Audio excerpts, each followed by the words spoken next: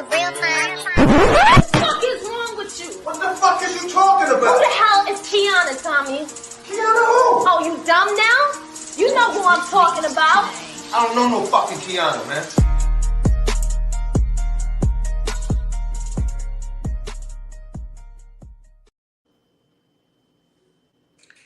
Thank y'all for tuning in to another episode of Talk is Cheap with Kianna J. I am your host, Kianna J. And I am here with allegedly Alexis with the news today. What is going on, girl? Okay, so I gotta start with the bad news first. You know that Migos rapper Takeoff was shot and killed a few days ago in Houston.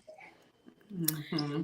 A lot of rappers spoke out, gave their condolences and said how he didn't deserve to die, how he was the one that was always quiet, out of the way. It came a shock to everybody how not only did he get killed, but how he got killed and how they showed his lifeless body. That's just even more sad. He's my era of would have been my legend. So y'all got the Michael Jacksons and all of that. Eventually, he would have become one of my legend of my age. Yeah. So it's just really sad, and all this senseless killing is just. It's always the good one. It's always the quiet ones too. It's kind of like when somebody is driving reckless in the car, the driver never get killed, but the passenger do. Mm-hmm. Right. How that right. goes. Right. Yeah, right. The loudest one never gets hurt, but the one good, the innocent bystanders. The innocent bystanders. Yeah, innocent bystanders. And like they say, he was off to the side, man, his business, drinking his little drink. Right. Or whatever he was doing. The Atlanta Falcons have paid tribute today for him during their home game against the Chargers. Two other people were shot during that incident, one of them being Quavo's assistant as well. So what? Quavo's assistant got shot? Yeah, Quavo's assistant got shot, Takeoff, and then I believe the other person was a woman. I thought you were talking about 2 different days. I'm like, wait a minute now. Oh, no. Oh. So I hope that they get the person who did it. I don't care whose side they on, whether it's Quavo's side or Jay Prince's side, whoever. I hope they get the killer because it's just really sad. Also, Aaron Carter, who is my era as well, has reportedly passed away at the age of 34. Yes. Ain't that the Backstreet Boy brother? Nick Carter? Yeah. No. Oh, okay. No. You're talking about Nick Lachey or something like that, I believe. But no, his brother Nick Carter and his sister Angel Carter spoke out about how much they, love him and miss him. They sent their post on Instagram about their brother. It's still not clear as to how he died. Maybe it'll come out in the next few days. He was on drugs. Yeah, I know. So I'm not sure if that's how he passed away, but because his skin color, they ain't gonna put it out there like they did DMX. Yeah. It's gonna be swept under the rug. We might not even hear about it. It might not be mainstream news. It's just gonna be on, it's gonna be on here. Oh yes, that's Nick from Backstreet Boys. Yeah, that's what I was saying. It was his younger brother. Yeah, that's why I was like, that's why I know him as like the Backstreet Boy brother. Wow. That's sad. Well, still 34 is young, so yeah. Now Lil Yachty hopped on live to explain Drake's lyrics to his new song Circo Loco. In the song, he has a controversial line where he says, "This bitch lied about getting shots, but she's still a stallion. She don't even get the joke, but she's still smiling." Now, Megan Thee Stallion, because he said stallion, she let all her little fans geek her head up to think that he was talking about her because he said the stallion part, and she thought that he said she was lying about getting shot by Tory Lanez. But in fact, it was confirmed that he was saying that he was talking about a German model is who he's actually talking about, and her name is Elk the Stallion. For years, she had people thinking that her body was real, and it was not too long ago leaked of her old pictures of that her ass was fake. So that's actually who he was talking about. Now So we could, she did all that on social media. He wasn't she even did. talking about her. She had a whole rant disrespecting him, telling him that he suck her pussy Yeah, and I seen all it. these niggas is this, and wait till the truth come out. Like she did, and then they was even calling party need to check Drake and this, that, and the other. He wasn't even talking about her. And the only reason Yachty said he was speaking up because he know Drake don't care to clarify it, you know. And I actually found the girl on Instagram. Her name is Elk the Stallion. She's a German model, whatever else she does, but it's right on there, plain as day. So I wonder how she felt. That's crazy. I wonder how she felt because she she had an a rant. apology. Yeah, she had a rant. Like, I wonder if she gonna issue that man an apology and take accountability that she was wrong and she needs to apologize. Yeah, she should. That's why I said she should feel stupid because he wasn't even talking about you. If she just shut up sometimes, think everybody, all the men is out to get her. Like, I just feel like people respond to these rappers and singers and thinking they talking about them, and I just feel like, why are you responding? Like, right. What why is you, my mama always said, if it don't have your name on the letter, do not open it. Mm-hmm. It don't belong to you unless you come out and really unless say, they address it. Unless he blatantly said, and that's what, and then she let these people get her head up and was like, sis, he did basically say your name because he said Stallion. But because his wordplay, but she's a rapper. If you felt that bad about it, you should put it in a song. At least if she would have waited and not responded and said, "Okay, I'm gonna get him back. I'm gonna put it in a song." She wouldn't have responded how she did as fast, and she could have recanted and be like, "Oh dang, I'm glad I didn't say what I wanted to say because he wasn't even talking about me." Sneak dissing is real. Show lives. Yes. Show lives. ACN show lives. But my thing is, with the sneak dissing and stuff like that, I just feel like it caused a whole lot of problems that it shouldn't even cause, because half the time these people don't even be talking about the people that be responding to the shit. And half the time the beefs be made up because of the fans. Like they said that Drake has an issue with Megan because Nicki and Megan has an issue. So he's riding with Nicki automatically because of those things they think in. But Nicki and Cardi always had an issue. I ain't never heard him say Megan. about Cardi. Huh? Megan now. You know, Nicki but and what Megan I'm saying is together. I never heard Drake interfere in that beef. You know what I'm saying? Right. So why would he interfere in this? A lot of what people don't understand, a lot of men stay out of women's shit. Right. Because women's shit is messy as hell. Mm-hmm. So men ain't like women when it comes to beefing. Men can beef, and next thing you know, in about 2 weeks, they cool. Like Drake and Chris Brown. Right. They're about to kill each other over Rihanna. Right. Not in videos. And it's another guy. I cannot think of his name. It's on the tip of my tongue. But he Lamar Hill or Lamar Hill or something like that. I can't, something of that. And Odell Beckham also spoke out about Drake, and Odell was like, he basically is a piece of crap for saying what he said. And then Lamar Hill guy, whatever his name is, Chad, correct me if I'm wrong. He was like, I didn't even have to listen to the song to know, to listen to the whole song to know how he was disrespecting women, and he needs to be canceled this and he needs to be canceled that. So now how does it feel, them two feel, to know that he's not even talking about her? Right. Like everybody just jumping on a bandwagon. Just shut up and mind your own business. That's it. That's all. Hey. She needs to put out an apology. That's just what it is. Yeah, because just the same way one she went on social media. What kills me is people will go on social media to bash you, but when it comes to apologizing to them, they want to do it in private. No, take your ass, Megan Thee Stallion, take your motherfucking ass back on social media and apologize to that man. Because she didn't just put a one sentence insult or whatever. It was like 3 pages. You know, it And come I'm up not like even a Drake Twitter. fan, but that's just wrong. She wrong for that. And she needs to Right is stop right and listening wrong to is them wrong. motherfuckers that you don't even know personally. Right. that if they seen Drake fuck him and suck him in a heartbeat and still Girl, be in her comments like, well, he talking about you, so girl, whatever. that's why that shit be so fucking messy. That shit be messy as hell.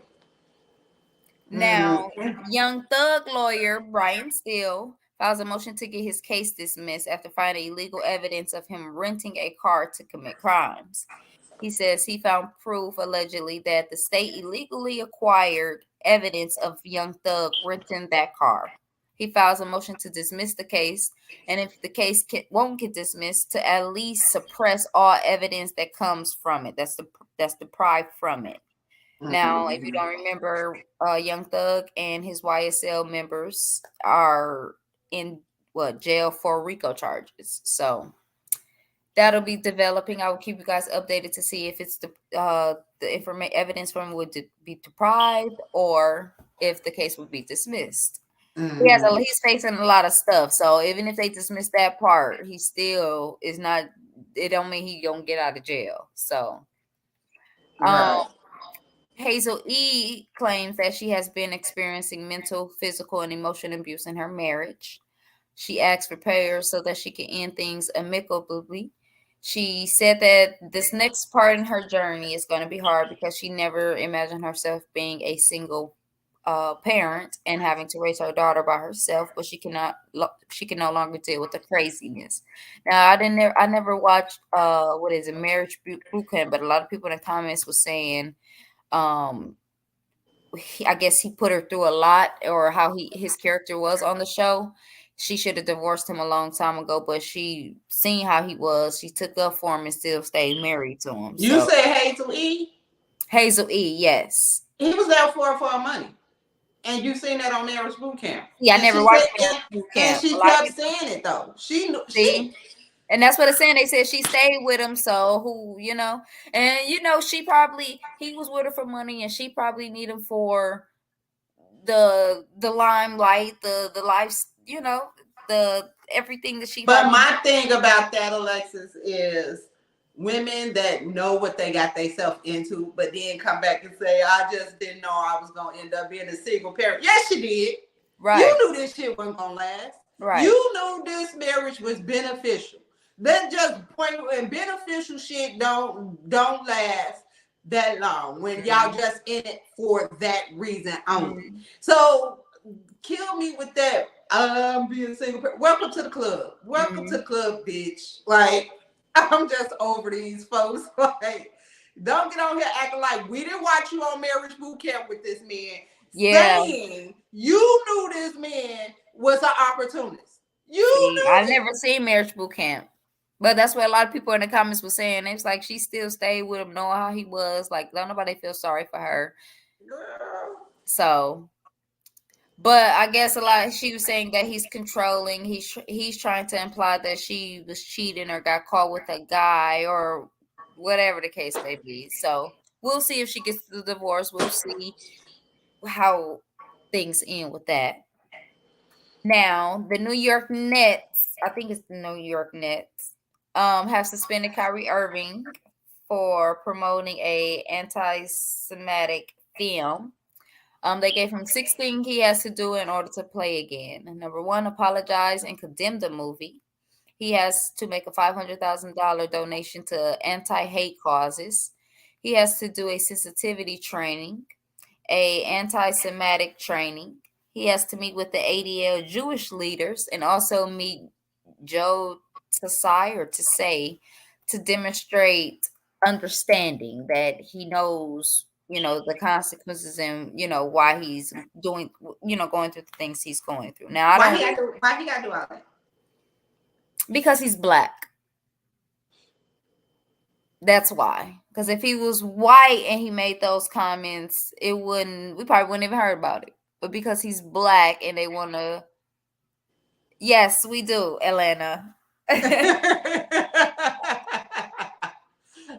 cuz. But Yeah, yes, y'all I got don't all really the get stories. into the basketball and stuff like that, but because they're trying to exploit him because he's black and the Jews own damn near everything. So the same thing that they're trying to do with Kanye West, which is why I So see they trying to he's put him speaking out up. there and whoop his ass in front of everybody to Yeah. show And boys then stay in your place. $500,000 to the anti-hate causes. Y'all, how much money has he donated to help the women's basketball for their salary? And how much food did he donate to different places during COVID? And the good thing they don't want to speak about the good things he did and the money that he's donated, but you wanted $500,000 to anti-hate causes. Who is that going to? What Girl, like it's going in this account, and what does the these money do? celebrities that's tied in with these Jewish folks and these white people like You that, can't say nothing no more. You can't have a platform baby. and have your freedom of speech anymore because it offends every damn body. You can't say nothing about the gays. You can't say nothing about the Jews. And somebody made a good point. Somebody said slavery started in all the way back here, and the Hitler stuff that they went through with the Jews started here. So they saying that slavery started way before that Yes. happened. Yet the Jews, Okay, Cousin Lewis said, but they can make racial moves in movies, and it's crazy that they trying to prove and right, go point. right, and tell Jews, us our yeah, history.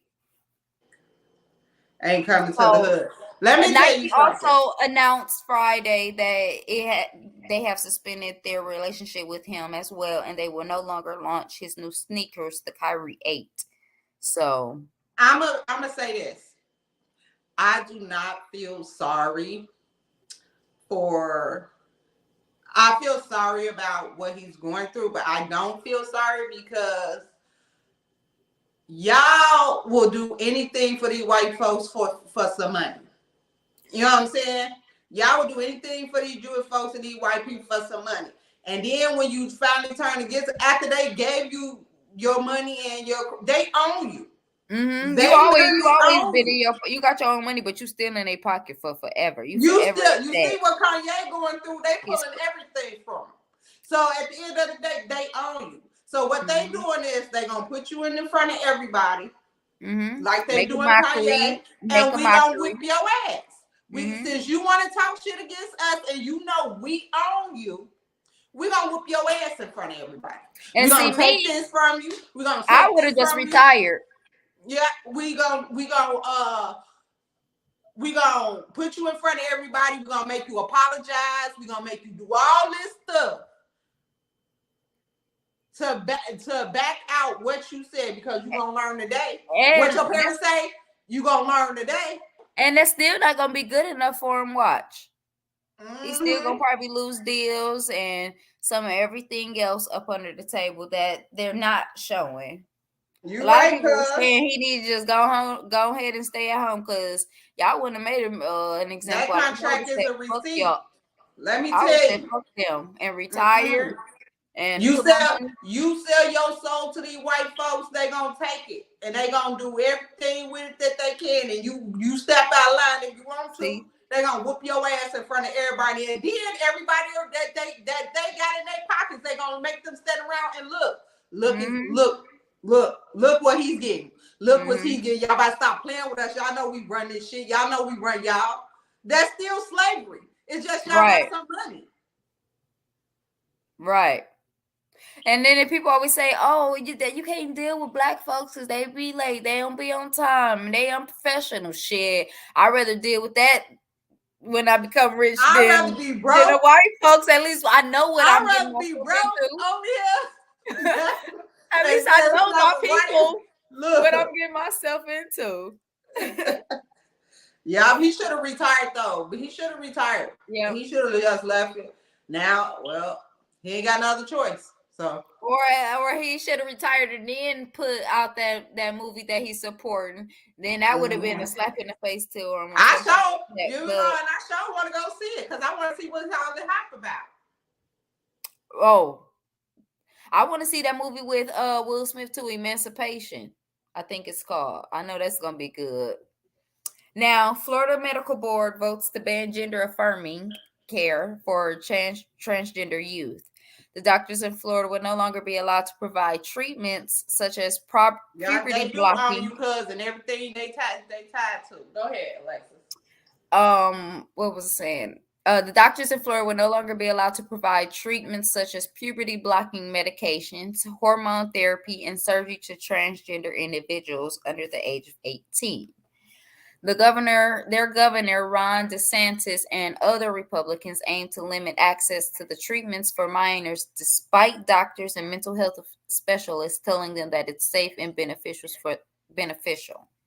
They don't give a damn.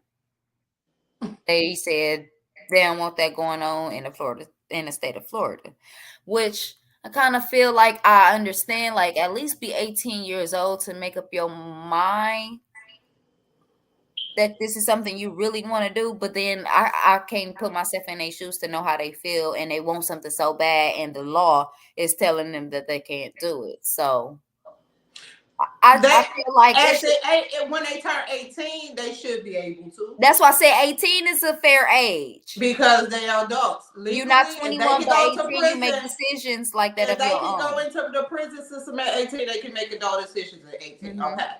But you cannot tell these people what they can do after that. That's just... Right. That's just...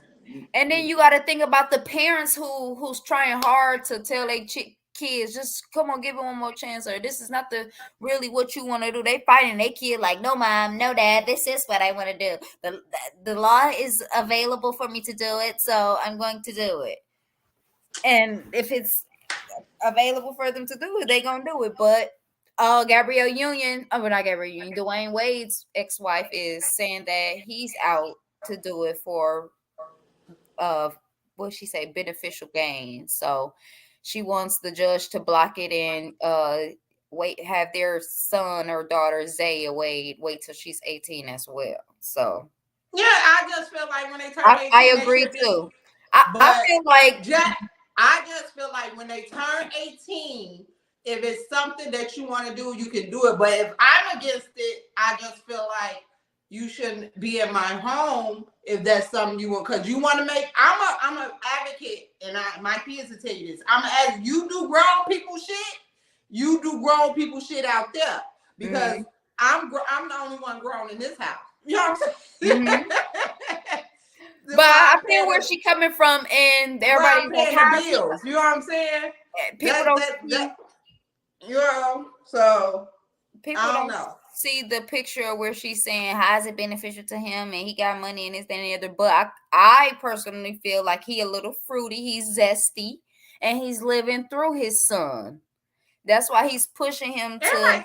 But everybody used to allegedly. I'm gonna say allegedly. I feel like he's a little zesty. Say he do swing that way. Yeah, and I feel like he's living through his son, and with his son like that, he wants him to live his truth. So he's pushing it, and the mother is like, hold on, shit, at least wait till he's 18. Even if this is something my son does want to do, let it be just solely their decision, and you know, don't live your life through me. Let me do this because I want to do this wholeheartedly. Right. So, and Gabrielle Union, I never really cared for Dwayne Wade or Gabrielle Union, so I don't care for them as a couple. I feel like she's in his ear as well, and she's been manipulative, but I don't know. Allegedly, that's what I think. Yeah. Now, Salt and Pepper received their star on the Hollywood Walk of Fame. Last week we talked about the other ladies group, so it's only right that Salt and Pepper and DJ Spinnerella. I hope they added Spinnerella because they be trying to get my girl out. And they tried to do it in that movie too. They tried to play her like she wasn't a part of the Salt and Pepper. She's been there since the beginning. No, they give her credit. So yes, Salt and Pepper and DJ Spinnerella did all three was there to get their Hollywood Walk of Fame. That's the only thing I don't like about Salt and Pepper. How they be trying to play spin. Yeah, my mom said the same thing, but they did have other rap legends there to support them, like Roxanne Shante. I'm not sure who that is, and they had MC Light. I know who MC Light is, but I'm not sure who Roxanne Shante is. But I guess she's a female rap legend. Yeah. I'm Now, happy they did get it. It's well deserved. I love Salt and Pepper. yes, What a man, what a man, what a you man. see, life is too short. Give these people they flowers while they're here. Like Takeoff said. Don't wait till they dead. Yeah. Now, Keisha Cole said she took her son DJ out of Kanye's down to school after he said that he was back to shoot the school up. She said she wasn't sure what that meant, but that scared her a little bit. And with his rants he's doing on social media, she didn't want to take any chances, so she unenrolled him from his school. And she also mentioned that there was never an NDA signed, so maybe that's another reason why she took him out, because there wasn't any security, Yeah, Roxanne was the first lady of rap. She ain't got no star. Roxanne should have a star. Roxanne. Yeah, she first lady of battle rap. I gotta look her up. And that's the problem. Nobody know who she is. She even got a movie out about it, and she was the first one to do it. I ain't even gonna lie to you, and she was wrong. I ain't even gonna lie to you. A rap battle? Huh? A rap battle? Yeah, she was the first woman for a rap battle. She used to eat them niggas up. I'm looking at her too. I don't know why she looked familiar. You should watch her documentary. Her movie. It's good. What is it called? She out of New York. Roxanne. Okay, I'm gonna look it up. Now, Eric Holder, the killer of Nipsey Hussle, filed a motion for his premeditated murder conviction for Nipsey to be reduced to voluntarily manslaughter, and he won a delay in sentencing due to an inconsistency in the jury's verdict. So, if he's dropped to voluntary manslaughter versus premeditated murder, he will get a reduced sentence. So, and last but not least, the gunman responsible for carrying out the 2018 Parkland mass shooting was sentenced to life in prison without parole. Nicholas Cruz, who is now 24 years old, pled guilty to 17 counts of murder, of attempted murder in Parkland, Florida, where he killed 14 students and 3 staff members. He's received a life sentence for each of the 34 counts he received. So he has a few life sentences without the possibility of parole, which is only fair. Finally, a white person that did this gets thrown up under the jail. But he's alive to tell it. Unfortunately, that's Jeffrey Dahmer and black people. They thought he was disgusting, but he helped them along the way. So that's why he made it too. And you see, he was taking out him and the other one that was killed with him. Both deserved it. I'm sorry. Yeah, shit like that.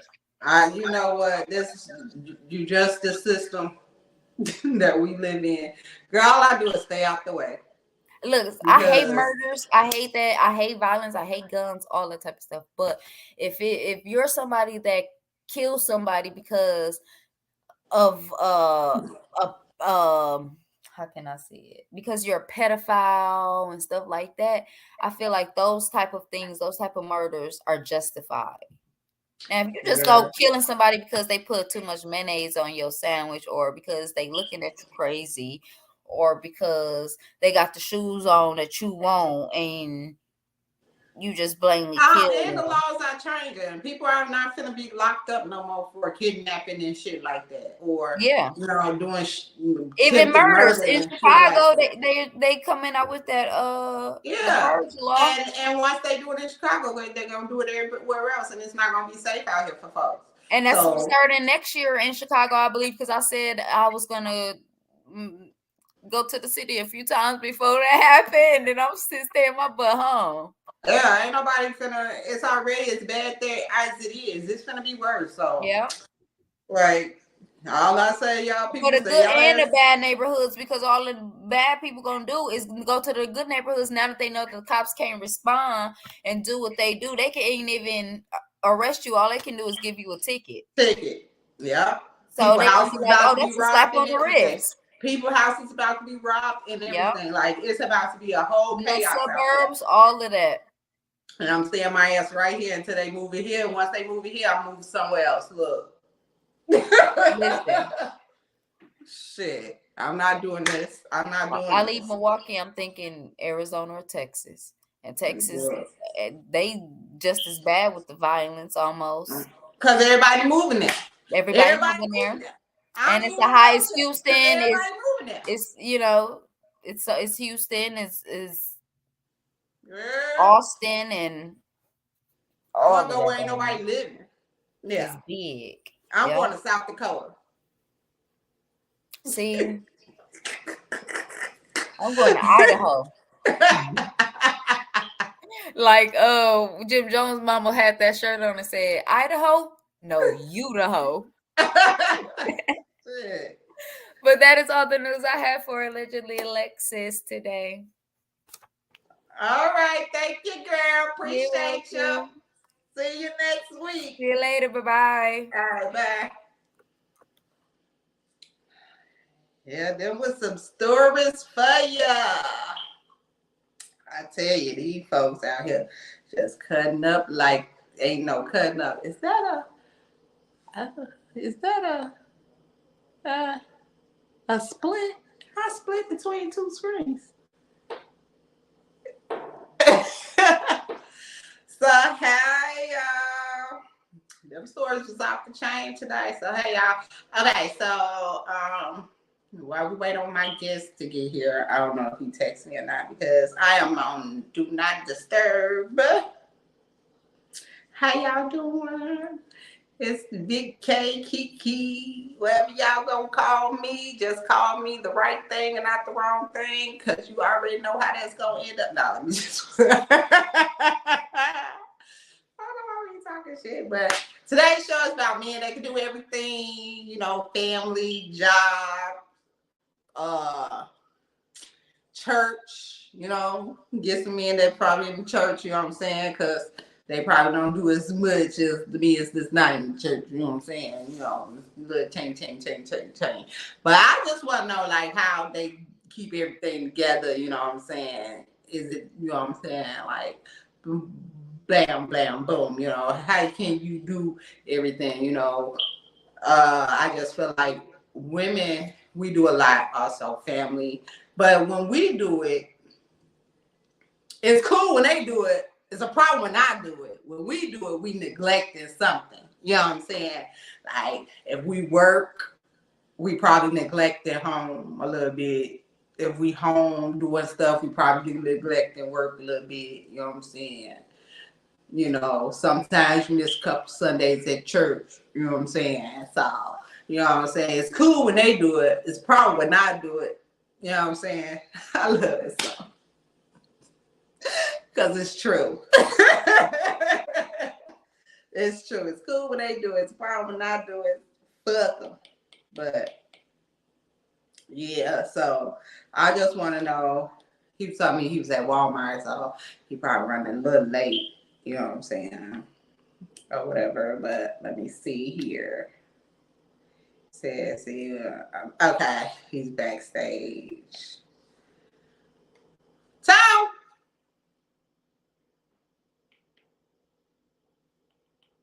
Hold on.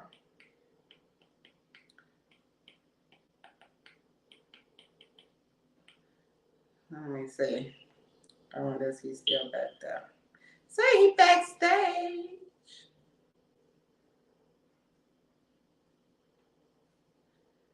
I gotta text my producer.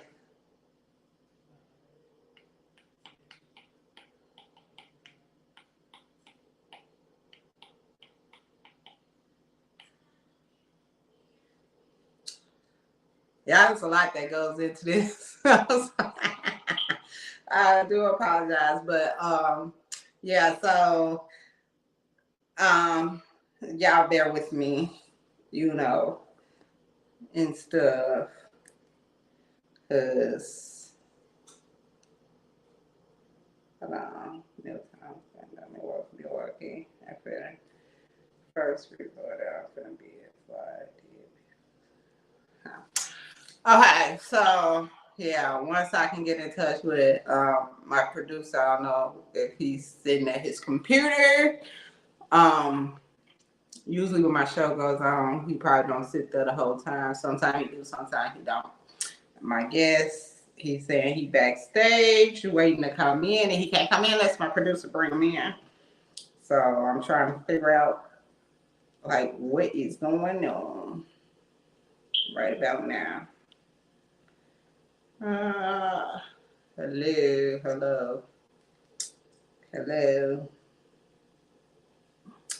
If not, y'all just gonna have me, I guess, because I ain't got no response. Okay, I'm getting a response from one. Okay. He see me. Hey, I'm trying to, it's my producer. I don't think my producer there to let you in. That's what I'm thinking. So let me call him. Hold on.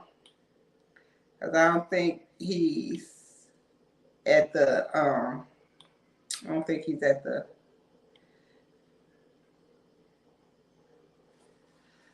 thing, y'all. Hold on. I don't think he's at the computer. Hello?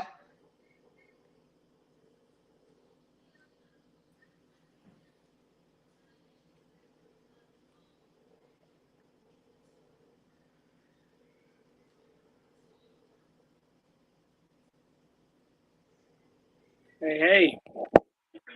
Oh, okay. He let you in. Okay. Look.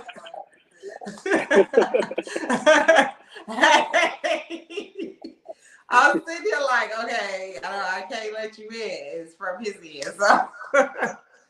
But hey, No, thanks I've been for in joining me today.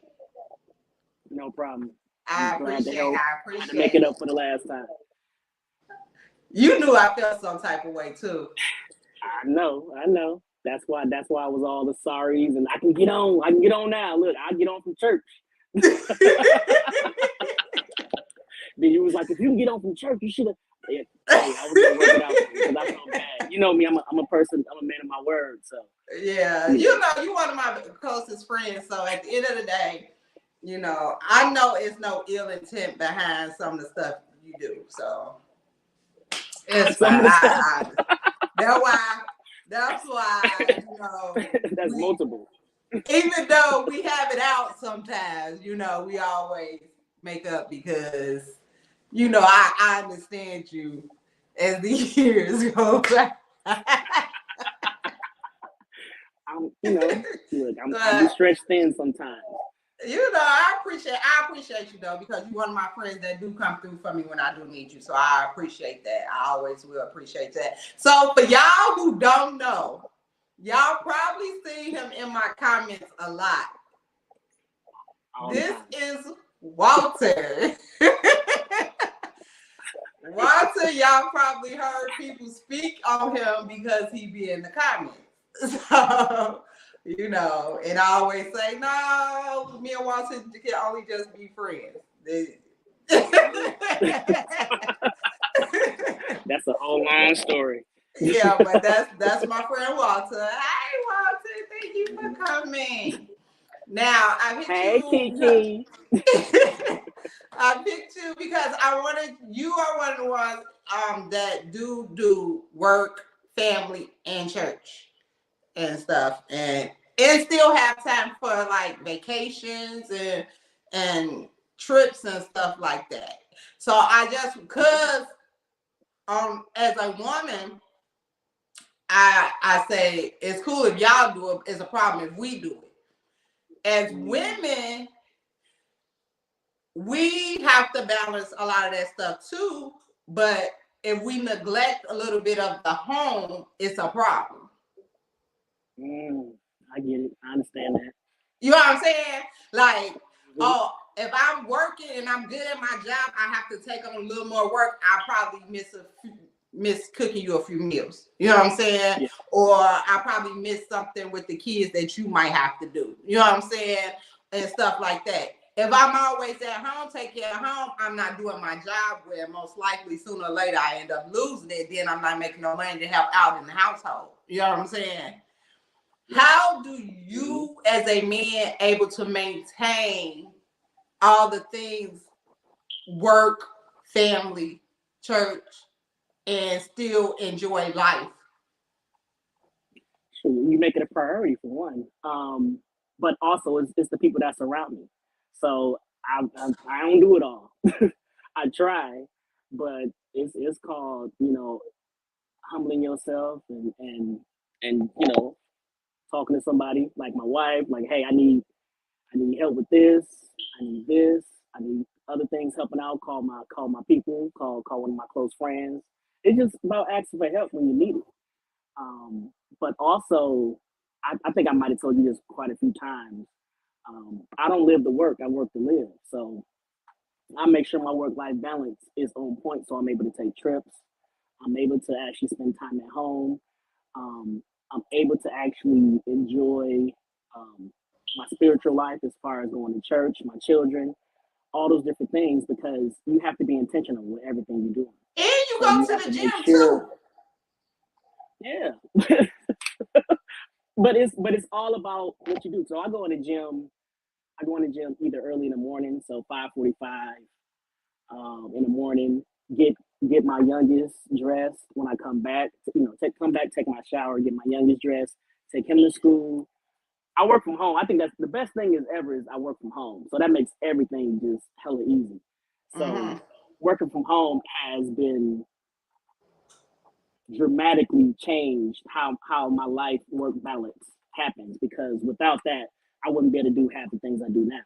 So I work out 5:45 in the morning, get Khalil ready, take him to school, come back, work, pick him up from school, um, spend time with my wife. We watch whatever TV show she loves because it's about quality time. And then turn around and spend time with my kids. So no matter that be my oldest who's 18, who want to talk about cars, who want to talk about TikTok, want to talk about sports, or Khalil, who's my youngest, who want to just talk about Pokemon and Bluey and all those different things. But between me working from home and having people I can rely on and talk to, I wouldn't be able to do it. I just want to, okay, And so in the beginning, when you and your wife got married, was it hard for both of y'all to be in that situation? Like her working and you working, and who was it harder on, you or her? it was, I'll be truthful, it was harder on her because when we moved to Madison, all her family was here. So she was the one that was doing everything as far as making sure my oldest had daycare, my oldest had somebody to pick him up. Like she was in charge of all that stuff because her family, I wasn't really at the time close with her family. Mm-hmm. We got closer along, as time went on. So she was in charge of all that. So it made it harder because she had to maneuver that. She had to maneuver the fact being a wife, being a mother, and being somebody who just finished student teaching and started becoming a teacher. So all that, everything was on her shoulders. And then that's why I would try to help out at home. I would cook, do laundry, and just try to help out as much as I could. But it was all her. Like that, she definitely the backbone of this shit. But did you feel any type of neglect? Because like I said before, it's always, you can do all that. Did she complain about you? Do she complain about you doing all that? Yeah, but it's not even complaining. I think I might have mentioned this before to you before, the love languages. So her love language is quality time. So we have communication where we talk and we like, hey, my thing is I love sex. I'm just gonna put it out there: sex, public display of a PDA, touch, feel, all that affection. So when things was happening like that, it was more of a communication. So if anyone has read that book, they talk about how your love tank is. So I just mentioned like, hey, my love tank is empty. So and she was like, what you mean? I said, I'm not seeing you. I ain't seeing you naked. I like seeing you naked all the time. I'm nasty. So and and, and she would just basically she understood, and it wasn't a situation where I need to have it 5 times a week or anything like that. It was just the fact that I needed to be able to have some affection, and her being taking some initiative or being intent about it. So that's what happened with that. And then the same way with me, like even now, she'd be like, "Hey, well, like right now I'm in the basement, my man cave, and if I'm downstairs and I'm doing sports and all this, and I'm not seeing her, she's like, you've been downstairs a little bit too long. I need to spend some time with you." So it's not even an argument. It's just about it's a feedback and good communication. So we actually able to make sure our love tank is actually filled up for each other.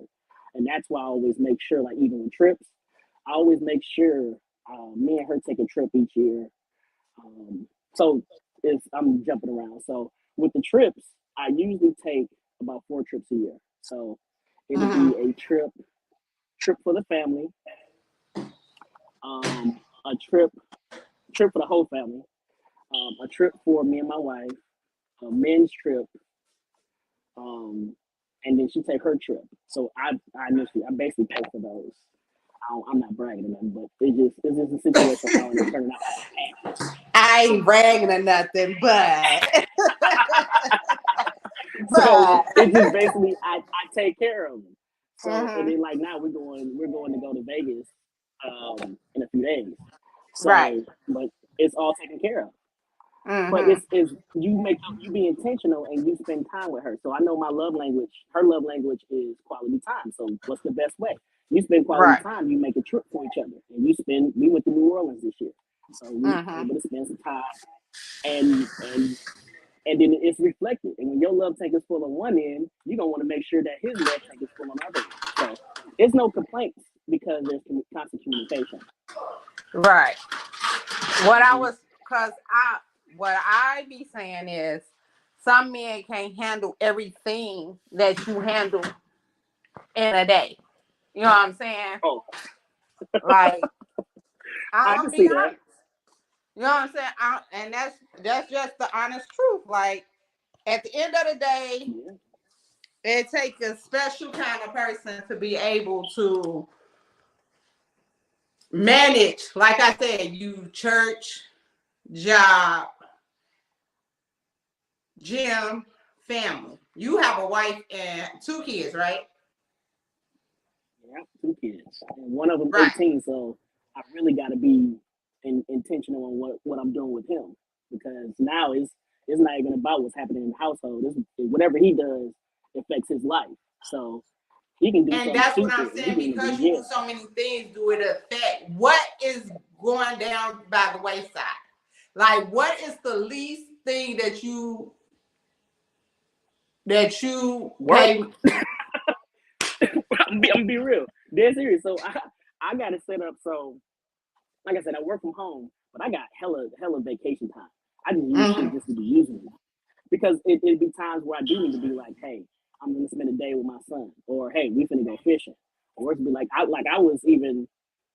It's funny because I was even a referee for my youngest for his flag football, and then I brought my oldest in to be a referee too. So that was our way of spending time together. So it's about figuring out what you're doing and being able to combine all of them at the same time.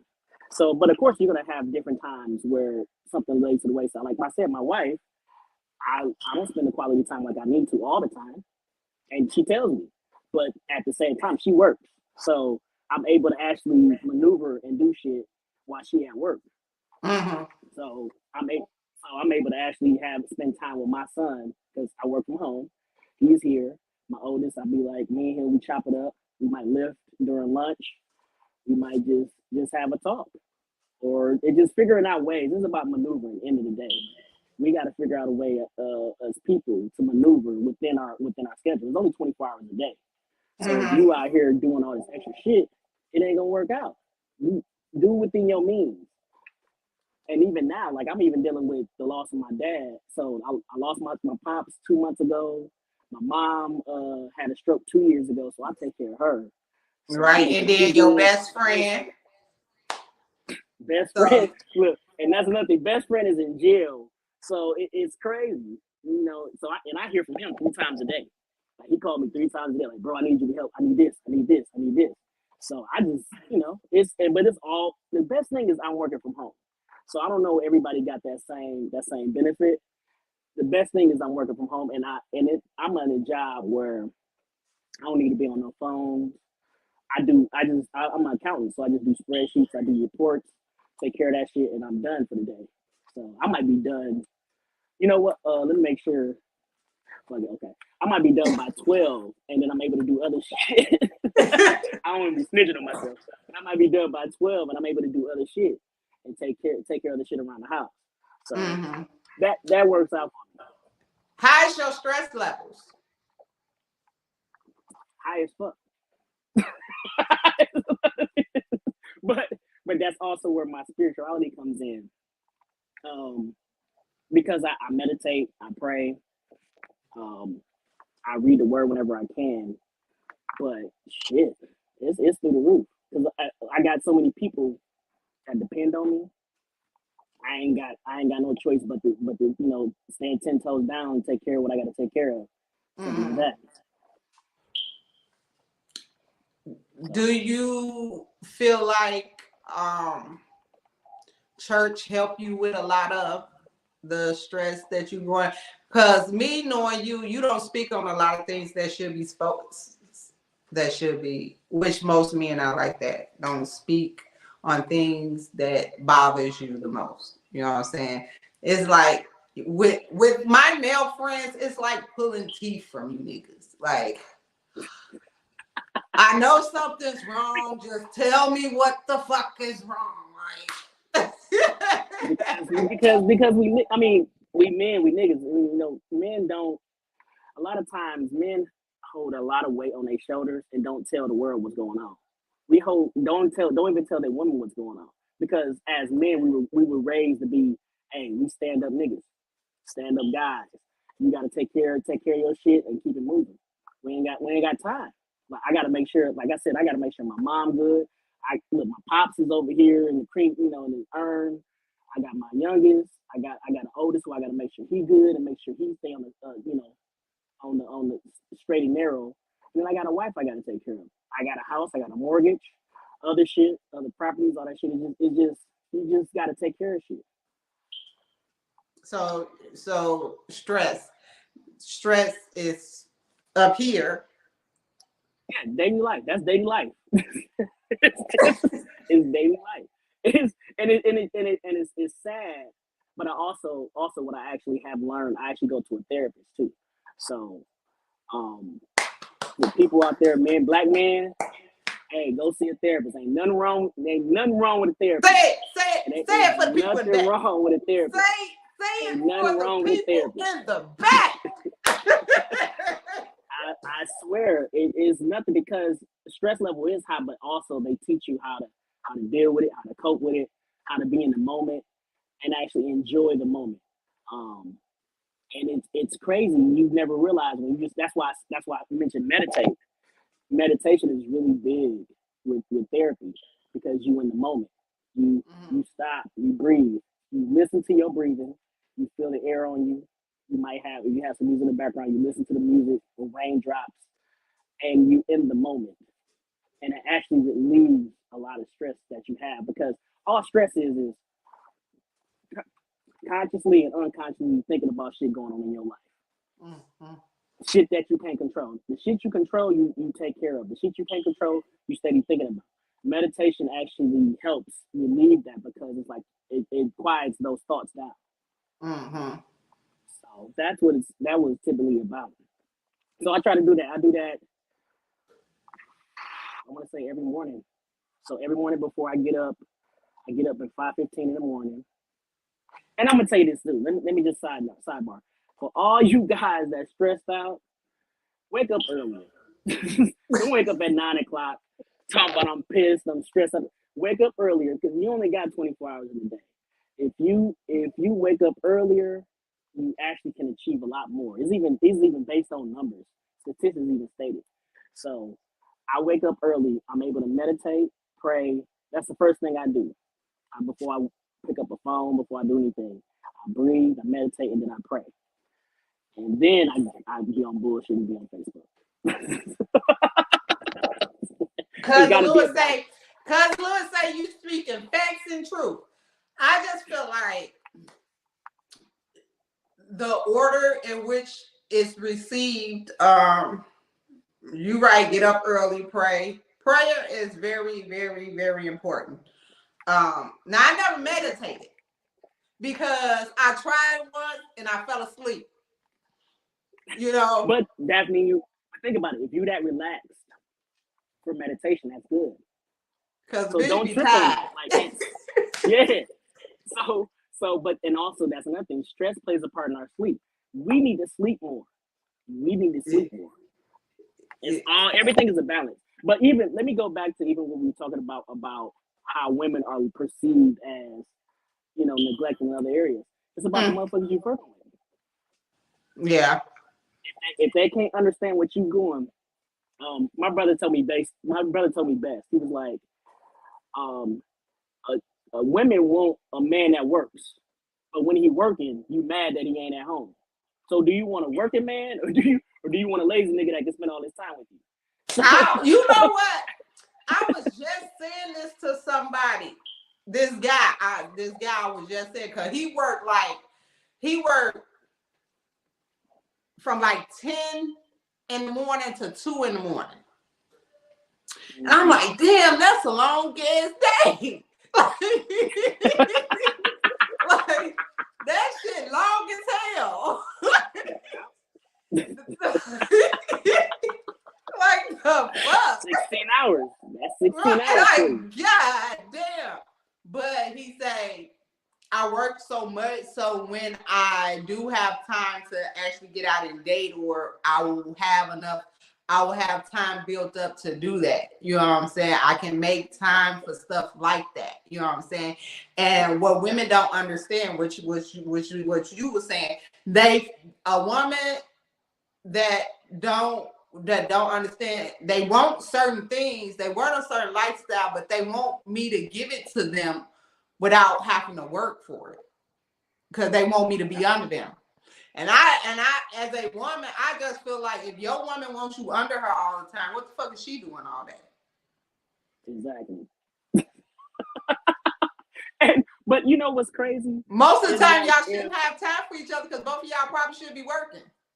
Exactly. If you have this is one of the best things I also found out, like even in marriage. If you have your life and she has her life, you don't make each other y'all lives like that. So y'all bring your life together at certain points in time. So instead of, if you have your life and she has her life, you ain't 24/7 like, what you doing, baby? What you doing, baby? What's this? What's going on? Right. Why you ain't doing this?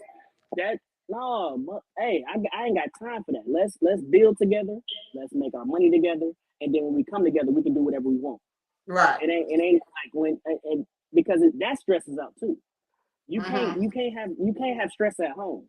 You can't have stress at home at all. Exactly. And that's another thing, like, with y'all being so busy and stuff like that, home should be a place where y'all come together and just relax, both of y'all. We do. But do you also cook and clean too now? Yeah, I do laundry. I clean. Because I'm saying this because most men, we want y'all to work. We want y'all to work. We want y'all to take care of the kids. We want y'all to cook us a meal. We want you to keep the house clean. We want you to go to church. We want you to you want a woman to do all these things. And basically, as long as you're going to work and making the money, that's all you do. That shit. Look, this ain't the 60s or 70s. Hey, that's the perception I had. And then they feel like, but if you out here working, then you're not taking care of home. And like, no, and I'm not gonna knock how they was raised. I was raised by my mom. My mom was a working woman, so I understand how tough it is when she out here working, coming home, making sure food on the table and all this shit. So she was bringing the bacon and cooking. So me personally, I never want to see a woman doing that. So my thing is, I'm gonna make sure I help out. If you come home late, or I got Khalil. I mean, of course, I got my youngest, but I'm also make sure that I clean. I cook sometimes. I don't cook all the time because when it's time to cook, some days I'll be like, hey, I'm just gonna order takeout. But no, I don't. There is no. I'm gonna say this. There is no actual as far as what I expect. No, we two working people, and if I'm tired, I know you tired. So if you want to cook, you want to cook. If you don't, we gonna order takeout. That's why. Look, that's one of the reasons why we make money. Shit, I'm like, hey, Right. shit, Panera, Chinese food, whatever it be. It's a team effort. To work out. Yeah, but everything ends in communication. The problem is niggas have expectations. I mean, I'm not gonna put all on niggas because I don't want to bash anybody. Niggas and women have expectations. Both. The problem is exactly when those expectations are not communicated to the next person and then compromised from that point. There has to be a compromise in between. Because if you ain't compromising, that shit is any relationship is bound to fail from that point. It's got to be a compromise. So you have to be able if you like to cook, you want to cook 5 days a week, or if you want to cook your Sunday meals and that's what you stand on, that's what you do. I'm gonna be there for it. I'm gonna respect it. I'm for it. But then I'm gonna make sure I'm gonna take care of whatever other part do. Like I hate doing dishes, but if you cook 5 days a week and you like, dude, I was raised that I cook and the other person clean, and we come to a clear communication, then I'm down for that. Right. I'm not gonna be the one that It's about everything is communication. If we in this shit together, this is how it's gonna work. Shit don't work out when y'all have expectations and it's not communicated because it's not gonna get met then. And that's how it goes. I have a question. Is marriage the hardest thing you ever had to do in your life? Yes, and you know that. I ain't never been married, so. No, I'm talking about just from our conversation. You know that. Oh yeah. I know that. But exactly. I'm asking you because I talk to a lot of married people. Some people that wants to leave their marriage. Some people who want to stay in their marriage and work it out. Some people who just there because they don't want to be alone. And some that are actually happy to be married who've not been through the trials and tribulations and worked on it because both of them took accountability of the issues that they were having. Without a doubt. And I'm the latter part. So I'm that part where we done been through it. We done chopped it up. We done communicated. We done read. We done went to marriage counseling. We done did everything we needed to do to make sure we was gonna survive.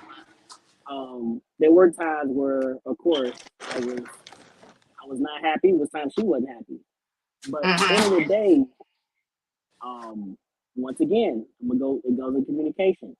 If you don't talk and let somebody know how you feeling, you leave shit balled up inside, it ain't gonna do nothing but hurt the marriage. So marriage is definitely the hardest thing. I was asking because some people nowadays in marriage give up too quickly. They make friendships, they give up too quickly. Marriage history, they give up too quickly. And relationships, they give up too quickly. And I just feel like nowadays, that's why I will never be in a relationship or a marriage because nobody understands trials and tribulations. Everybody just want to run off. And I'm the person, you run off from me, you can't come back. Ain't no coming back. But I call that's a microwave relationship because microwaves, we push it in, we want the shit to happen the way we want it to happen within minutes. It don't work that way. You have to put in the work, and if you work through a relationship trial by fire, that shit gonna come back even better than it did before. Right. You never know what you get out of something until you put that work into it. So yeah, you never know how. Have y'all took a break? Even with marriage, even going back to marriage, I wouldn't. Essentially, there was a possibility where it was happening. It wasn't an official break. No. But we were at an end where we was at a point where we didn't know what was going to happen. Okay. So we decided to be like, okay, we just don't, you know. she look, we were mad at each other, and it was moments and times where we just couldn't stand each other. Mm-hmm. So it's as simple as that. But you know, it comes to a time where you have to be able to say, you know what, I did this in front of God. This ain't even about in front of everybody else. I did this in front of God. I'm about, you know, my vows, they mean something, and you gonna work it out. Either we gonna work it out, or let's end it all. I'm not gonna be just sitting here in limbo. I'm sorry, I'm cooking. If you see me moving around a lot, I'm cooking. It's Look, I'm a woman. I still have to do my job and still take care of home. Look, the definition of what you're dealing with right now. So it shouldn't be men. It should be you women. I'm gonna be real. This should be something about for women. I'm dead serious. Like, and I'm gonna tell you this. Like as a guy that has been raised by a woman, y'all don't get enough credit for what y'all do. Women don't. Like, and then even at the same time, especially women that are in relationships. Not only that, they take care of what they do at home. They take care of family, and then they be like, "Oh, I'm gonna bust it down for you." Yeah, I'm bust it down. Let me get naked for you. So yeah. My cousin, he was saying like, if you wanted to work, you'd make it work, and some people don't put in the work. Love will prevail, but when y'all was going through y'all stuff, did it affect your work? Did it affect any other aspects of your life? Everything. It affected everything. Okay. Because this is the person you want to spend your life with. Right. So when it's not only a situation where you feel like shit is failing, from the outside looking in, but it's also it's your heart. Like you love this person, and you might have some differences at the time. You might not be getting what you want, but like even when you know discussing shit and being in therapy, it's everything went back to communication. Everything happened because of miscommunication. End of the day, everything happened because it was miscommunication. It wasn't a situation where I was mad. I hate her. She hate me. It was miscommunication. It was we not having enough time for each other. We couldn't actually express how we was feeling without somebody else being defensive. You let the defenses down. You let somebody in and say, "Hey, I feel this way. I'm feeling this way." And you was actually able to get some shit, or you was able to achieve something because you actually was able to get something across without an argument happening. And that's all it was, miscommunication end of the day. I guess it's just like, I just want to know like how y'all able to maintain it all and still be married for so long. Because I'm just saying, y'all do a lot. We do, but like I said, like I might be redundant, and I'm gonna keep saying this: communication. Like I swear, communication is the key to all this shit. Y'all need to understand. All it takes is 2 minutes of you calling me. Nobody want to communicate. Everybody just shuts down. Exactly. Shut down. Exactly. It's just like shut down central. And you know me, I'm a communicator. I'm gonna tell you how I feel. Now you know that. Oh, I do. I do. I've heard it quite a few times from you. This is why we're great friends, because you look, communication is the key, and then also at the same time with communication, you have to hold each other accountable, and you have to be the one and be like, you know what, I fucked up. That's my bad. That's me.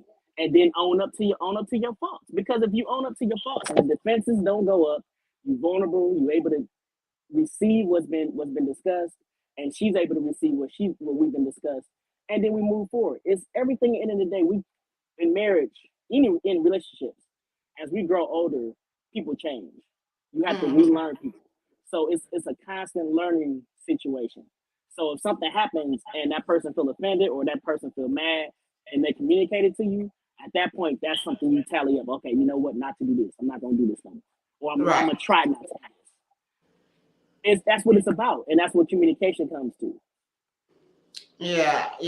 Because like I said, y'all do a lot. She do a lot, you do a lot, and like you said, but I think the fact that the trips, like you take your trip, she take her trips, and then y'all take y'all trip, I think that's the bombest shit ever.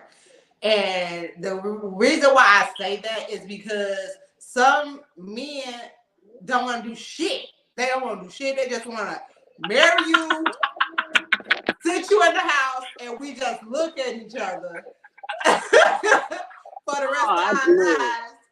No, The same routine every day. Like, it's crazy. No, like I'm planning a trip with my guy Cordell, and we're going to Mexico. We're going to Phoenix, Mexico, a lot of whole different places in between, in April. And then in July, we're going to Florida, and then we're going to Costa Rica, just me and Candace. mm-hmm. And then in December, I'm going to Africa for my birthday. So it's just, it's you have to be able to, like I said, I mentioned this shit before. You have to be able to work to live. You told me that.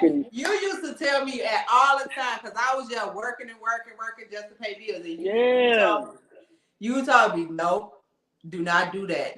Work to live. You're not gonna be happy. Not work to pay bills. Be happy. Yeah, because you. But I always felt like if I don't pay, I gotta work to pay these bills because if I don't pay these bills. But hold on. But you travel, right? And you still pay your bills, right? Right. What's the difference? You intentional about putting money to the side for a trip. Mm-hmm. That's all it comes down to. It ain't, I gotta pay these bills. You put money to the side. I'm being intentional. You know what? I'm gonna look for some tickets. Like all it takes is, and the problem is, there's a misconception where they feel like trips are expensive. Trips ain't expensive. You catch a flight, like right now, a trip to Cuba. Matter of fact, trip to Cuba. So a trip to Cuba round trip is $350. Round trip. Who going to Cuba? I'm just saying, like I want to go to Cuba, but I'm just saying, want to go to Cuba? A trip to Cuba. I do want to go to Cuba, but I'm not going. But I'm saying a trip to Cuba. Just random shit. A trip to Cuba is $350. That ain't bad at all. It ain't bad at all. This is round trip. Round trip $350. That's a flight to Vegas. I literally just paid that to go to Vegas, or to go to Vegas next week. $350. That's crazy. And y'all don't want to get up and go to Cuba. And then a passport ain't number $150, and that's for 10 years. 10 years you have a passport. Just go do the shit. All it takes is the first step is looking it up. You know what? I could put, like, when we want some shoes, we buy some shoes. When we want this, we want to go out and go, like, even like Lil Boosie. All the people that want to see Lil Boosie, all the people that ain't been on trips and went to see Lil Boosie, they could have saved that Lil Boosie money and went to, and put some money to the side for the trip. It's simple as that. It's about being intentional about what you want to do. Yeah. We put so much like, I gotta work to pay bills. No, you work to pay bills, but then you get you a bottle or something. That bottle or something. Put that money to the side. You can drink that bottle when you're on the trip. Yeah. Put that $50 to the side of each check, and then save up for a year. You'll be straight. It's just about what you want to be intentional about. That is so true. You right about that, cause I show like your ass be gone, and I be like, shit, you been gone too. Look, I was happy. Well, these last take few a random years, trip. With me and both our fathers passing and stuff, it's been, and I'm a single household by myself, so It's a little harder for me. Mm-hmm. To do and the things I want to do, because my bill, I have big bills. I have a big ass house. You know what I'm saying? So look, you gotta clap that up. Big ass houses. So it's basically, I'm trying to get back to that traveling life right now. You know what I'm saying? I had a setback last year. And I'm not afraid to say it. I'm human. I had a setback. My father passed away. I went into, depression and went into a little bit of debt because You know, it was just too much for me. You know what I'm saying? Even though I'm still grieving, I'm getting my life back on track right now. And as I do that, it's coming with obstacles, car. Now that I'm trying to get stuff together, the car messing up. You know, things happening. And life is happening right now. You know what I'm saying? But I'm Kianna. I'll figure it out. You know, that's what I do. You know what I'm saying? That's how I do it. But I'm gonna get back there. I next year definitely I'm gonna be back there, like traveling and stuff like that. Because again, it's just me. And if I have to travel by myself, I'm gonna travel by myself. I ain't in a relationship, so sometimes I might have to get on that plane alone. Yeah, and I did that actually. I did a solo trip for my birthday last year. So I went to Vegas and I went to LA for my birthday, and I actually went to the Drake and Kanye concert by myself, all solo. Just because I'm like, I told myself I'm not waiting on nobody else. At that point in time, when I found out I could do a solo trip, also I could fly anywhere by myself now. Yeah, because we miss him too. I was talking to my cousin. Mm-hmm. Yeah, we miss my dad too. Solo trips. That's another thing. How was that for you? Oh, it was incredible. You want to know why? Because I had to worry about nobody but myself. Okay. Nobody but myself. Okay. Yeah. I think because I take myself out on dates. I do that. Mm-hmm. You know, I go to a restaurant and sit down and have some drinks and dinner or whatever. And sometimes I don't usually have to pay for the dinner because somebody will see me sitting by myself and like just pay for my dinner. H's.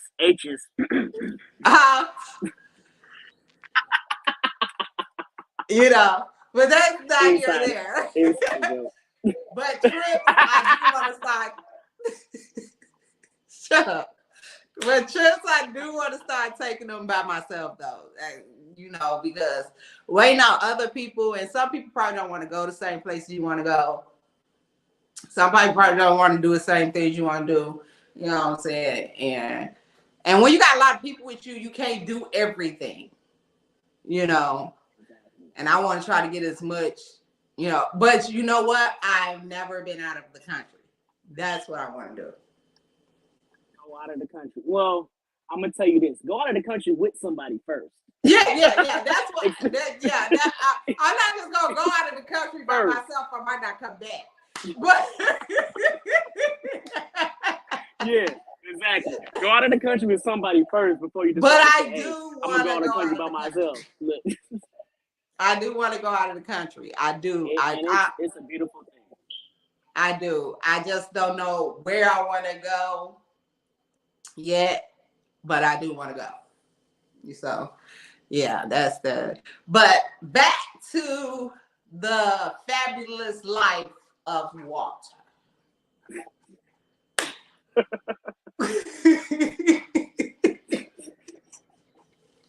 You know, I be talking. Back to the fabulous life of Walter. Do you have any regrets or anything that you would do again? There's a couple things I would do again. No, I'm fucking with you.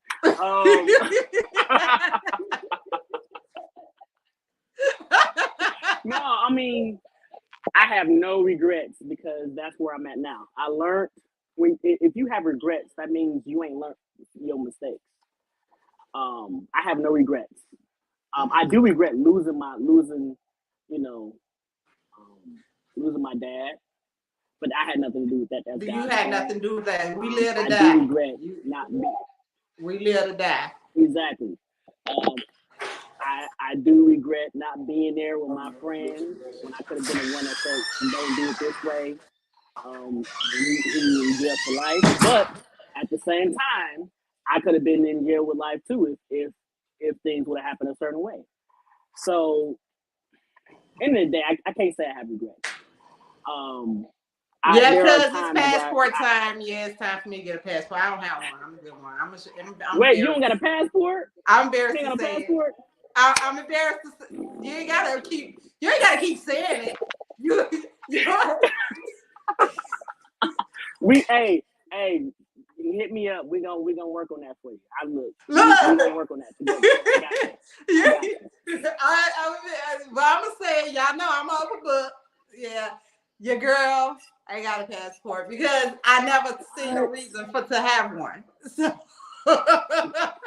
but now that I want to go, always a reason to have one. Now that, because I used to be scared to fly. I used to be scared to fly. So they just got me on the plane these past few years. You know what I'm saying? Out of all the years I've been living, they just got me on the plane. And then the last plane experience I had got so high and drunk, I passed out in the airport. Because I'm scared to fly. So it's just... So take you either an edible, a 20 milligram edible. I did. Or take you I did. That's what I did. But you can't be drinking with it. You can't drink with it either though. You can't needed be drunk something and high. to knock me out. You can't be drunk and high. I wanted to be completely knocked out on that flight. You supposed to take. When did you take the edible? So what had happened was, and my friends didn't know. That's the crazy part. So when I passed out on them, they didn't know what to do because they didn't know that I was drugged and drunk. Wow. So this is where I'm gonna tell you the story. Okay. So this is when we went to Houston. And at the time, this was around this time. It was around this time. So, last year in Milwaukee, it was cold. And, in Houston around this time, it's warm.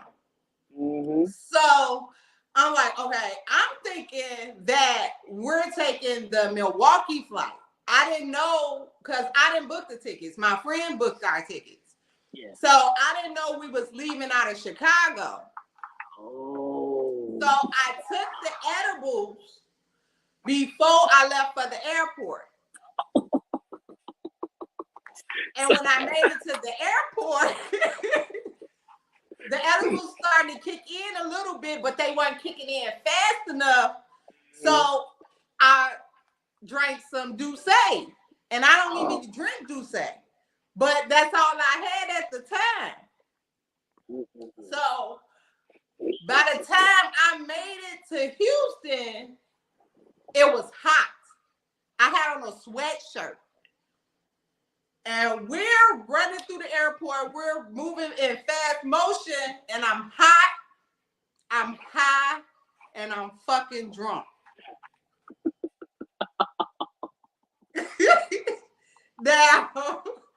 Now we get there. And all I remember is just standing there, and then I woke up, and everybody looking over me. So you fell out. You ain't even. I passed completely out. You was faded. In Houston. They were so fucking scared. They didn't know what to fucking do, because again, they didn't know I was fucking hot and drunk. You gotta let them know. Look, you gotta let them wait. When you hold on, this is what me and my friends always do. When we on a trip, one of us, if one of us be like, hey, I took this, you in charge today. Like we each have a day. I'm gonna tell you this. We each have a day where we like have permission to get totally fucked up. And then the other person you gotta look out after them. Like we was in Atlanta one time, and my guy, he's like, man, I it was like a group of 5 of us. He's like, man, I took something. He said, I took some Molly. I said, oh shit. Because Molly, if anybody ever took Molly, they know Molly don't. It ain't just a one day thing. Like Molly, you fucked it that first day, but then it also you gotta stay drinking water throughout the rest of the days because it's gonna fuck with you.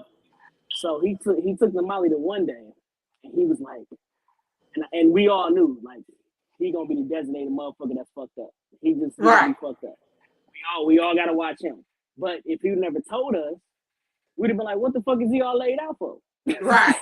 So as each day passed, he got better. So The first day we knew he was totally fucked up. Second day he was good.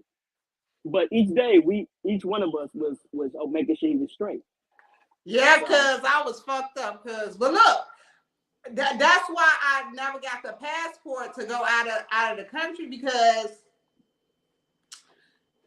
I'm afraid to fly. Now imagine me being like that, flying 3 to 4 hours, let alone 15 hours. You know what I'm saying? But you think about this: you would have passed out and you would have woke up. You'd have been straight. 15 hours, you'd have been woke up. Now you hungry, and they give you food and shit. So you'd have been straight. Woke up, give me some water. I need some water. I need some. Right. You be straight. You might be better off just taking a Xanax.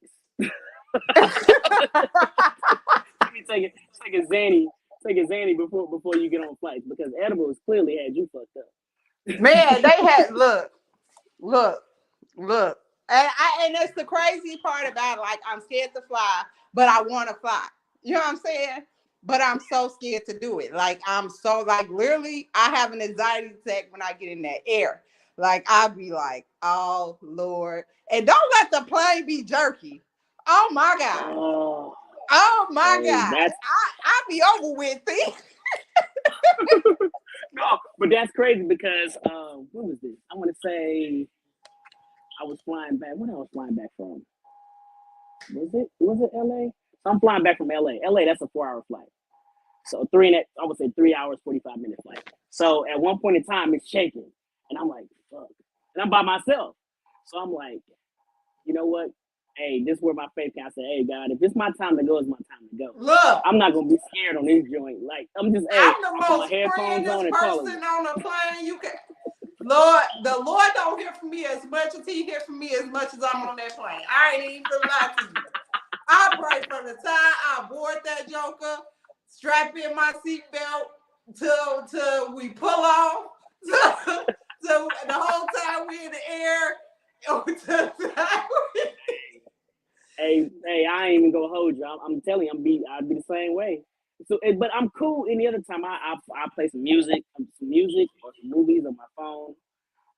But as soon as the shit start happening, I'm like, oh, I grab this. Like I'm not scared to fly, but you feel that turbulence. It's a whole different feeling. You're like, oh, okay. Oh, you know what, God? Hey, you got me. But also, I always pray before I even leave. I always ask for God, traveling graces before I even leave. But still, when we in the air and we feeling this, I'm like, oh, okay, God, you got me, right? You got me. You got me. just make sure we good. But whatever your will is, hey, I'm with it. But hey, you got me, right? so cause I'm not scary. Yeah, I'm scary because I ain't tough. Look, I'm tough as hell. I'm tough, but certain things I'm scared as shit. And that plane, I'm a real punk ass bitch. I ain't even lie to you. You know why? You wanna know why? Because you a person that likes control. You gotta have control. If you don't have control, you ain't fucking with. You like, damn, I ain't control this motherfucker flying this plane. I don't even see what's going on. Correct. I can control my car. See, when I'm driving, I don't just drive for me. I drive for other folks too. Like I don't pull off right at a light because you know how Milwaukee is. There's a lot of high speed there. Sometimes you gotta wait and look when that light turn green.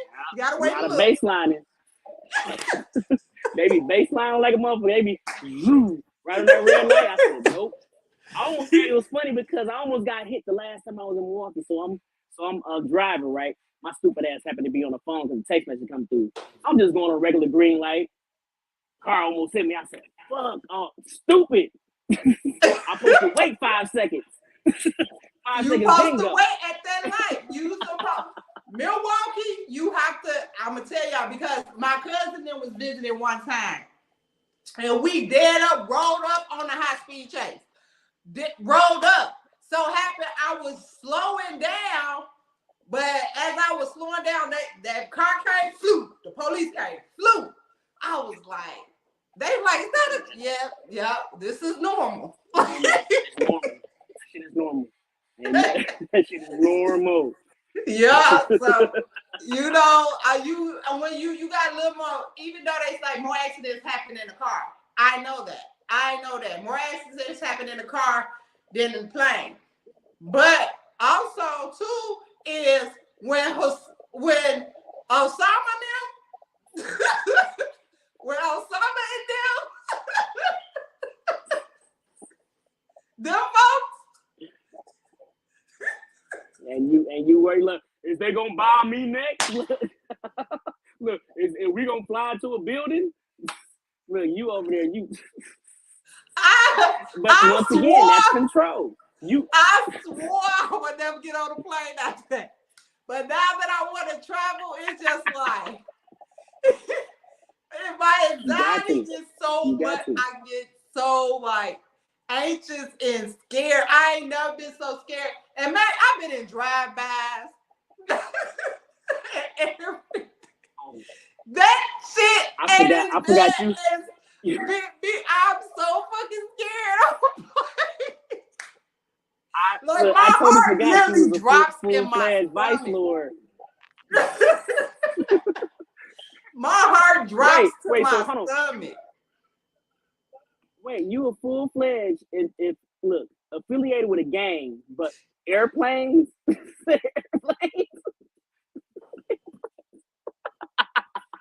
Airplanes is what you worried about? You fully affiliated. I know that shit is backward as fuck.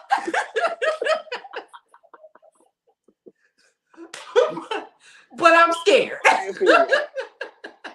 is funny as hell. I'm fucking scared. I ain't even lie. Oh my face can't know but grab. Ain't nothing but him grab your ass. Look. And that's why I say roller coasters and shit. I don't do that shit. Literally, like when I go, cause you can fall out of that shit. What if the belt breaks? Literally, people have to beg me to get on that shit. Like they like, why would you go to Six Flags? You don't want to get on nothing. You got to get on. You got. One year, my sister and them took me to Six Flags. All of us went to Six Flags, and we like, okay, all of us gonna get on all the rides. And I said, all of who? Who? Because I only do the teacup.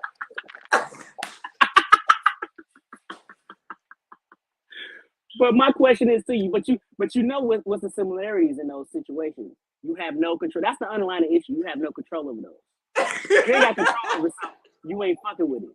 You ain't look. You gotta look at the underlying issue. The underlying issue is you don't have control. Somebody else. It's a motherfucker downstairs at the bottom of the roller coaster, pulling and pulling levers, and you don't trust him because you ain't the one pulling levers. It ain't me pulling it. Fuck you. I ain't going on there. Because I just feel like if you don't have control, stuff can happen. I feel like I should be in control of my destiny. No, that shit. Unless God say, now I can't prevent God from saying, but I'm not gonna make it easier for a motherfucker. You know what I'm saying? I get that now, but that's for us to be that way. I get that. I'm not gonna be out here. I'm not gonna be here 4 a.m. just walking around in the middle of Chicago, on the south side of Chicago. Like, hey, what's happening? That's I'm not just gonna be out here just as a kid when I was doing the shit I was doing. I wasn't paying attention. Shit. I wasn't going nowhere. You know, us being in the street, you know, we wasn't thinking about traveling and shit, doing none of that shit. We wasn't even going outside of the city, let alone the country and shit like that. We wasn't even into like going to do roller coasters and shit. We were doing illegal ass bullshit. You know what I'm saying? So that was normal for me. So I had control of the situations I was been in, but you know, a straight bullet, I put myself in them situations. I didn't think about that shit then. But now that I'm older and things, I just feel like God, I know we're here to die. I don't know how I'm gonna go, but guess what? I'm controlling not being easy for me to, you know what I'm saying, the best way that I can. You know what I'm saying? That's why I like motherfuckers be like, oh, you if you go walk out your door, something can happen. Yes, something can happen, but I don't walk outside my door without my pistol. I don't walk outside the door without it being cocked. I don't, you know what I'm saying? So if somebody try to come for me, they better hope I don't get them first. You know what I'm saying? It's gonna be you ain't get me without a fight. But you and the funniest thing is you're right about that because me growing up, I didn't have no insight of what my life was gonna be past 25. Mm-hmm. When I after 25 was when I actually started planning for my life. So after 25, I was like, you know what? Okay, by 28, I want to buy a house. By 30, I want to have another kid. So it was that point where I was like, okay, I'm living my life. I even put like even the status back in the damn. I'm old as fuck. So Mm-hmm. back on Facebook, I said, oh, I made it past 25. I'm passing this statistic. I can't even talk. The statistic.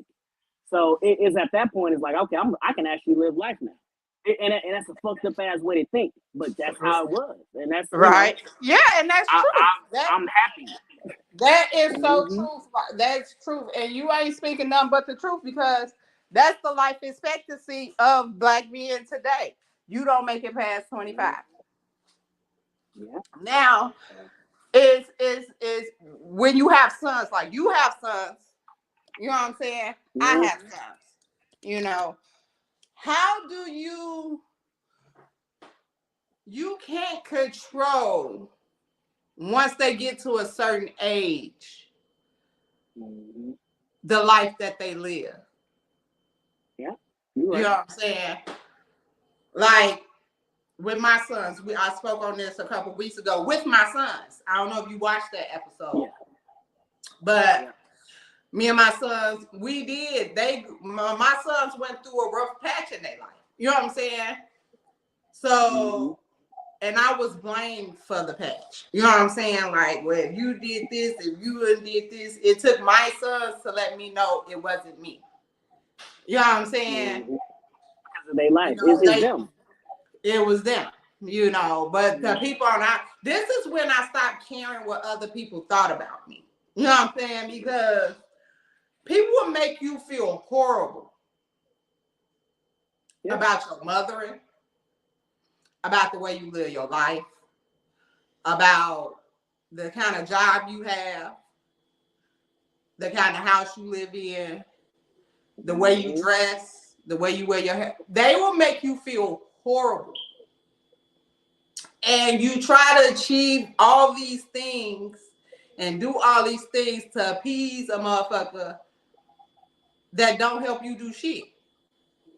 Exactly. So I stopped caring what people think. I'm unapologetic about the way I live. I'm unapologetic about the way I live my life. I'm unapologetic about the things I say because at the end of the day, I just feel like if you ain't paying no bills over here, why should I give a fuck about what you think? And that goes for my family. I don't give a fuck. That goes for my friends. Y'all have y'all opinions. That's fine, but I'm going to do what I want to do anyway. You know what I'm saying? But that goes for people I don't know and people I do know. You know what I'm saying? Unless, you know, we talk about it and then you speaking, oh, okay, you right. Because I'm the type of person that take accountability too. Now, if I'm fucked up, I'm fucked up. Now, me and you not got into some shit a few times. Oh, without a doubt. You know what I'm saying? And you put me in my place and we explain and we go from there. But we both take accountability. You know what I'm saying? We both apologize. You know, if I'm fucked up, I fucked up. If you fucked up, I apologize, and you apologize, and we going on about our business. I'm that person. We gonna talk about it. You know what I'm saying? But how do you keep your family life separate from, like, okay, the outside family? Somebody said on TikTok yesterday, never let the family you came from destroy the family that you made. Ooh, that's kind of deep. That even goes into marriage. Never let outsiders affect your marriage. Like we was always like everybody else, like as people, period. We always are influenced by our friends. When you get married, your friends is the outer sector. Your inner sector is you and your wife, and then whoever's under you and your wife. So your kids. From that point, the only one that you are abided to, the person that you are for, is your wife and your kids. Everybody else, that all the outside shit is done. You don't tell your business to the outside world. You don't let other people influence what's going on inside your marriage. or even your kids. Because a lot of times people want us to fit to the status quo to how they think we should live. And that shit ain't, that's my life. My life, look, what you eat don't make me shit. So that's not gonna work. So it comes down to me making sure me and mine is good. And even speaking of my sons, I make sure to let them know about the real world. So with my oldest, he's 18. So he, of course, he gonna feel like he can do whatever he wants. But what I did is I prepped him along the way. So I help him understand credit. I help him understand how to make money outside of just work. I help him understand about passive income. So what we had to do, even it's even like even spoken in the word, train up a child so they know who God is. So basically, if you train up a child, they might leave, but they're gonna come back to what they know. So as long as you prep them and you teach them and you do your job as a parent up to the point where they feel like they feel like they want to be on their own. That's on And you. you're right. You They can't feel always bad. come back. They always come back. See, they got one right there.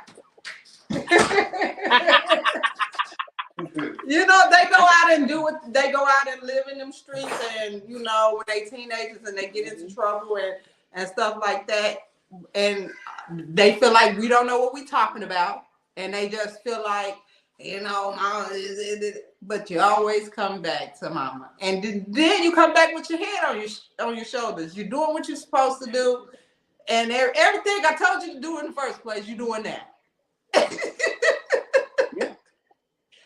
But it's all about that. It's like as long as you teach them, they're gonna know. Like if you plant the knowledge, the knowledge is still gonna be there. The knowledge ain't gonna go away. It's gonna still be there. Now if they apply it or when they apply it is up to them. It's not what we did is our part, is we teach them. When they apply it is up to them. It's their life. Like all we have to do is teach them up as much as we can and prepare them for this real life, this real shit that's going on outside, and understanding that you being black or you being a minority, you gonna get caught up a lot sooner than these white motherfuckers. Do you feel like it's a difference between a man raising a son than a mother? Without a doubt. Like I said, and that's coming from personal experience. I was raised by my mom. So my dad was in my life. Most men are raised by women. Exactly. So do you think that's the problem with the men today? I don't think that's a problem. I just because they act like women. They act like I said, I don't think it's a problem. They whine. I'm gonna say this. They got I don't think female it's a problem. tendencies. You gonna keep going. You gonna keep going. No, it's not a problem. It's an addition. When a man raises a man, not only he knows empathy from a woman, he actually knows sternness. He actually knows being a man as far as being someone that knows what they need and knows what they want and trying to be a leader as well. So it's not just a subtraction. When you have your mother, a mother has empathy and sympathy and that emotional connection. A man is able to actually teach you, okay, you need to be a leader. You need to do this. There's certain things, that's an addition that makes a child become a man. So it's sad to say, hey, it's wrong if a woman just knows. It's an addition to the fact. We need to understand, like, hey, because a lot of times there are single women that raise these boys. But a man needs to be in the life as well of these boys as well. It shouldn't be one or the other. It should be both. There's different parts of both the mother and the father that the kids to check in and make their qualities and make them their traits, so then they can become a productive human being later in life. Okay, I got another question before we close out too. What do you think about the saying, "I want a woman to be my piece"? Okay, so let's go here. Men say I want a woman to be my piece is men saying I don't want a woman to speak up about the bullshit that you not put that woman through. I just want her to shut up and suck dick and make burritos and not say anything about me out here doing me and not taking accountability, not catering to her just as well as she catering to you, not doing things that a husband's supposed to, or a boyfriend or whatever, a relationship, whatever y'all want to call it these days, supposed to do. How was your feelings on that? All right, so that's a loaded question because you added all that to it. So first of all, let me break this down. I'm not gonna bring the piece up yet. First of all, we're going back to the actual relationship. If you dealing with all this different shit and you arguing every day, Khalil, daddy's in a meeting. Yes, he can. I got 5 minutes, baby. Yeah. See, look. So that's why I said, let me close. I had you too long. Yeah, no, it's fine. There's a loaded. So basically, it comes down with the relationship first. It has to be communication. It has to be communication first of all in the midst of that. So if y'all arguing, you can't hold accountability. You can't do this. You can't do that. If y'all steady arguing, then you're not gonna have peace in the home. A man saying he wants his woman to be his peace. A man deal with a lot of shit in the world. The world is not for, especially a black man. The world is not for a black man. The world is against a black man, and not even that. The world is against a black woman too. I was gonna say that we too. Go out in the world. I was wondering, was you gonna say that? But I know you, so I knew you was gonna say it. But okay. I didn't have to say it, but I know you. I know what type of man you are, so you know the right shit to say. So with that being said, I just know by experience. You know, I'm it's my whole thing is as black folks, we need to understand when we go out in the streets in the world, that shit is against us out the gate. Mm-hmm. So we need to be each other's peace. Our house should be our inner sanctum. It should be peace in our house. When we come home, we should be able to vent to each other. We should be able to say, hey, how you doing? You want a massage? And that's to each other. Because we deal with so much shit out in the world. I shouldn't have to come home and be I gotta argue now. The same thing with a woman. Oh, I gotta deal with this nigga. He being dirty and his feet all stinking and shit. And then it goes both ways. We both want peace, so both us need to create the peace. This is just not a one-sided thing. It has to be both. You can't create havoc in my life and then expect peace in yours. That ain't the way that shit works. That shit and that would create so much tension and so much stress in that relationship. It would destroy it because that's why people be like, it's toxic. It's toxic because y'all not communicating in the first place. Y'all not holding each other accountable in the first place. Y'all not coming home and understanding home is the safe place. Do you think with your with everything y'all got going on in y'all life, by y'all being separate like y'all is, and then coming back together, it helps, right? Without a doubt, yeah. Being away from each other and stuff like that. Because the heart yearns when you are away. So would you away from somebody, your heart yearns. Would you rather?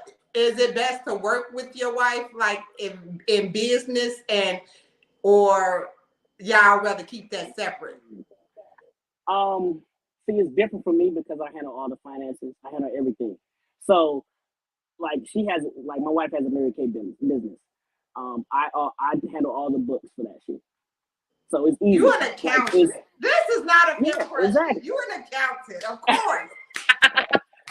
So it's easy, but it's a delegation of what you're doing. So she handles what she does out there, and then I handle the books. Oh, okay. It's simple as that. It's real simple shit, and it's easy because here's a spreadsheet. I need you to do it for the money. I need you to do the expenses for the month. Bet I got it. Oh, we got to pay the taxes. Okay, bet got it. And it's easy because she doesn't have to worry about the money. Mm. Money just comes in, and then she also has a job, so everything happens. It's organically, and that's what we have to understand. We have to have shit organically happen between us. Because if you force a shit and you like, let's start buying houses together, and neither one of you don't have a delegation of duties, and you don't know what the fuck you're doing over here, and you know what the fuck you're doing over here, it's gonna be some clashing because y'all gonna be bumping heads on what should I do? I don't know what I'm supposed to be doing. So it's about knowing what your place is. At the end of the day, this is a whole nother subject. So men always talk about how they want a woman to submit and how it goes to the word. we want a woman to submit, but at the same time, it also states that a man should love his wife as Jesus loved the church. Jesus died for the church. So if you love your wife to the point that you're willing to die for her, then she would naturally submit to you because you were a natural leader. Because you're gonna love her to the point where you're gonna be like, you know what? And the crazy part about it is what men don't understand is we automatically submit. We automatically submit to those who do what they're supposed to do as a man. And you don't even have to ask. We fall into that. Like, people with me think, oh, you too tough. You will never, woo. You don't know what I would do for the right man. I've seen the softer side of you. Huh? I've seen the softer side of you. Exactly. So I know how that works. You know, exactly. People close to me have really seen the soft side of me, you know? And it's crazy because you my friend though, but some people take advantage of my soft side. You know what I'm saying? So, and it that pisses me off. That really burns my shit because. But then it makes you harden it makes you harden in those situations because you already like a person has like they take advantage because they take your kindness for weakness. All the time. And that makes you hard, and that hardens you up in that situation. So the next person comes around, you're gonna be like, I ain't exactly. Like, nigga, this ain't that, you know. But hey, that's a whole nother story. I'm gonna let you get to your family. I thank you so much for doing this. Anytime. I appreciate you for making up the time or whatever. And I will come and I'm welcome to. Hey, just tell me whenever I come back. I'll come back and do it for my Did you enjoy it? The real reason. I did. You know, I'm talkative, so that you did good. I'm so proud of you. Thank you. I love you as always. I love you too. Appreciate y'all. Thank y'all for tuning in to another episode of Talk is Cheap with Kianna J. I am your host, Kianna J. If nobody told you, I'm gonna tell you, I love you. Bye. What's my theme music? Let's get to the facts and let's talk is cheap. I'm living fucking recreation shit, being in my bag, bitch. I'm doing real time. What the fuck is wrong with you? What the fuck is you talking Who about? the hell is Kianna, Tommy? Kianna who? Oh, you dumb now? You know who I'm talking about. I don't know no fucking Kianna, man.